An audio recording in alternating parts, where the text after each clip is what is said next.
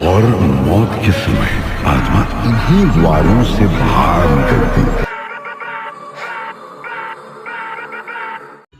Prince সিনেমায় আবার যুক্ত হলেন বলিউডের কিংবদন্তি নায়ক জ্যাকি শ্রফ, যিনি টাইগার শ্রফের বাবা।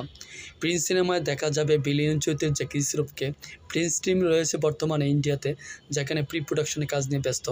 প্রিন্স সিনেমায় পরিচালক হায়াত মাহমুদ ও প্রযোজক শিরিন সুলতানা বলিউডের শানখ্যাত অ্যাক্টর অমিতাভ বচ্চনের সাথে দেখা করেন।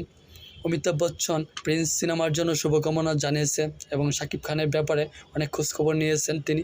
প্রিন্স সিনেমার ভিলেন হিসাবে জ্যাকি শ্রফ থাকা মানে প্রিন্স সিনেমার হাইপ অনেক উপরে ওঠা। জ্যাকি শ্রফ বিভিজন সহ অসংখ্য সিনেমা ভিলেনের চরিত্রে অভিনয় করে বেশ সুনাম করেছেন তিনি।